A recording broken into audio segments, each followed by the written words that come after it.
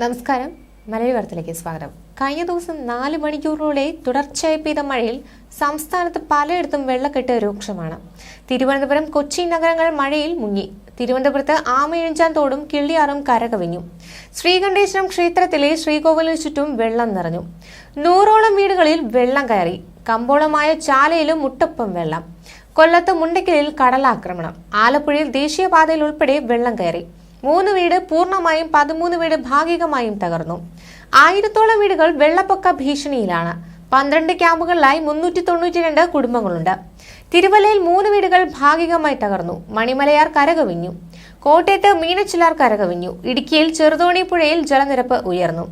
കൊച്ചിയിൽ info park ക്യാമ്പസിലും Kalamassery മൂലേപ്പാടത്തെ 100ഓളം വീടുകളിലും വെള്ളം കയറി.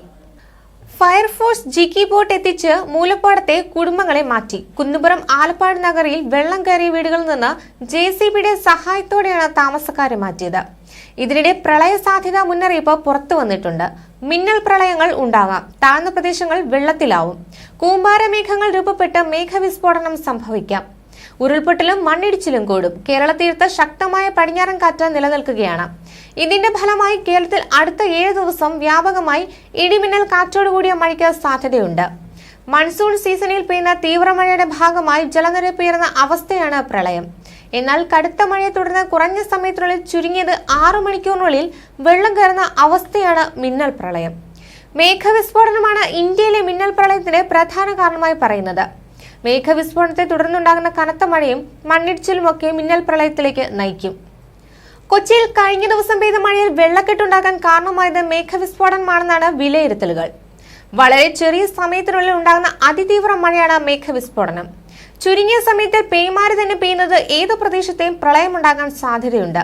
ശക്തമായ ഇടിമിന്നലും ഉരുൾപൊട്ടലും കൂടിയാകുന്നതോടെ നാശനഷ്ടങ്ങൾ വർദ്ധിക്കുകയും രക്ഷാപ്രവർത്തനം ദുഷ്കരമാവുകയും ചെയ്യും. കുമുലോ നിംബസ് എന്ന വലിയ മഴമേഘങ്ങളാണ് മേഘവിസ്ഫോടനങ്ങൾക്ക് കാരണമാകുന്നത്. എല്ലാ ക്യുമുലോ നിംബസ് മേഘങ്ങളും പെരുമഴയ്ക്ക് കാരണമാകുന്നില്ലെങ്കിലും ഇത്തരം മേഘങ്ങളുടെ വലിപ്പം ശക്തമായ മഴയുണ്ടാകാൻ കൂടുതൽ സാധ്യതയുള്ളതാണ്. അത്തരത്തിൽ മേഘവിസ്ഫോടനം സംഭവിക്കാൻ സാധ്യതയുള്ള മേഘങ്ങൾ ഭൂമിയുടെ അന്തരീക്ഷത്തിൽ നിന്ന് ഈർപ്പമുള്ള വായുകണങ്ങളെയും വഹിച്ചുകൊണ്ട് അന്തരീക്ഷത്തിലേക്ക് ഉയരുകയും ഘനീഭവിക്കുകയും ചെയ്യുന്നു. ഈ മഴമേഘങ്ങൾ ഭൂമിയുടെ അന്തരീക്ഷത്തിൽ നിന്ന് 15 കിലോമീറ്റർ വരെ ഉയരത്തിലെത്തും. ഇത്തരം കൂറ്റൻ കുമുലോ നിംബസ് മേഘങ്ങളാണ് ശക്തമായ മേഘവിസ്ഫോടനത്തിൽ സംഭവിക്കുന്നത്.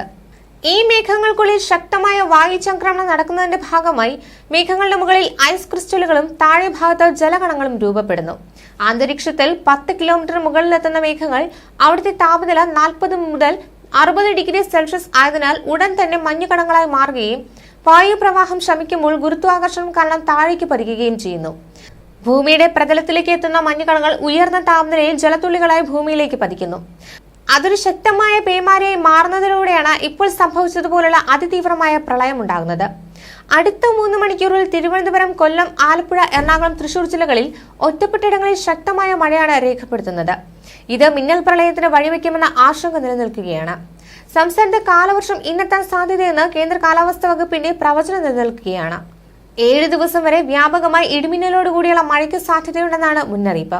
ഇതിനൊപ്പം ശക്തമായ കാറ്റിനും സാധ്യതയുണ്ട്. ഇന്ന് 11 ജില്ലകളിലാണ് യെല്ലോ അലർട്ട് പ്രഖ്യാപിച്ചിട്ടുള്ളത്. ന്യൂസ് ഡെസ്ക് മലയാളി വാർത്ത.